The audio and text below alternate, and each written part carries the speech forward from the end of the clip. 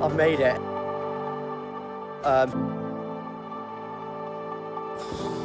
This is Harry Mackarness, and in this video, he's just completed a 100-kilometre ultramarathon across the Sahara Desert. Extreme heat, shifting sand, 2 days of pain. Hip flexors, my ankles, my tib. I'm pretty sure I've got stress fractures now. This is a race most people wouldn't even consider. But there is a group that take on these challenges more than others. Military veterans. Search around on social platforms and you'll find veterans doing all sorts. Rowing oceans, climbing the world's highest mountains, and pushing themselves to the absolute limit.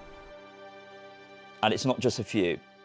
More and more are taking them on. Which made me ask one question: why? As a former Royal Marine, I understand how difficult the transition into civilian street can be. Losing the strict regime, struggling to translate military skills, and facing a loss of real purpose are often problems for veterans. And many also find themselves searching for the highs of the mental and physical challenges that were once a part of daily life in the armed forces. Welcome to the Sahara Desert. Yeah. Woo! Harry is a former British officer who served with the Light Dragoons. On tour in Afghanistan, Harry experienced trauma that left him with PTSD. He, like many personnel experiencing the same thing, turned to the gym as an escape. To be brutally honest, it was actually damaging at the start. I think a lot of military personnel turn to fitness to drown out the noise very early on, and it leads to overdoing it far too much. For me, it was the only release that I had in the day. It was how hard can you push yourself? And that's not good for you. So what is the driving factor? At first, I thought it was all about fitness, or maybe ego. Gareth Noble, who served in the British Army, has been working with veterans as a therapist for over a decade.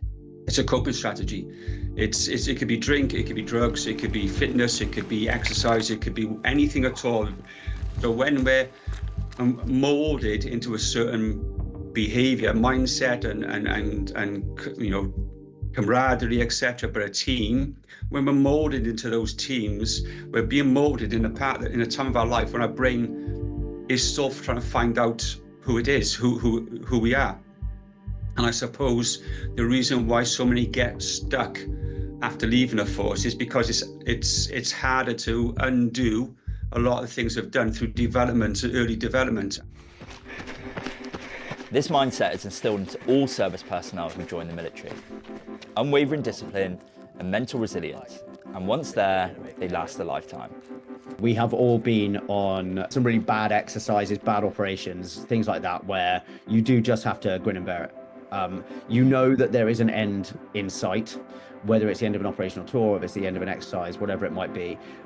There is nothing that's going to make that happen any quicker. You can't just magic yourself there. You have to do the work to get there. And I think that's just something that you take with you. Just look at former Gurkha Harry Mackarness, who, after becoming severely injured by an IED in Afghanistan, became the first double above-knee amputee to summit the highest peaks on all 7 continents. Or a team of 4 Royal Navy veterans who go by the name of HMS Audacious, who completed the world's toughest row, 3,000 grueling miles across the Atlantic. So what do all these challenges have in common? It's that military camaraderie. It's that one in all in mentality that we've heard countless times. Often, the challenges of ultramarathon lies in its isolation. But for Harry, that wasn't the case.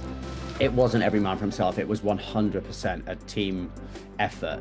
You would get to a checkpoint and you'd find there would always be somebody who was like, look, I ran the last stage by myself, and do you know what? I'm actually struggling a bit. And you'd be like, right, come on, jump in with us, let's go. I will also say that having other military people or ex-military people around me was really helpful.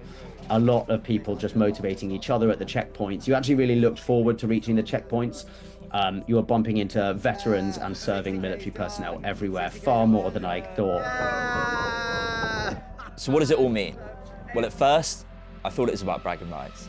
But now I think it's about structure, control, and identity in a world which feels so far removed from military life. My aim is just to get through this. I just felt like I had a goal, I had a purpose, and I had people around me that would help me if I needed it.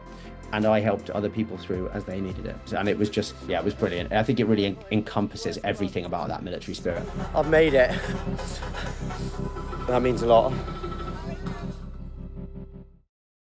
Thanks for watching. For more from BFBS Forces News, like and subscribe to our channel.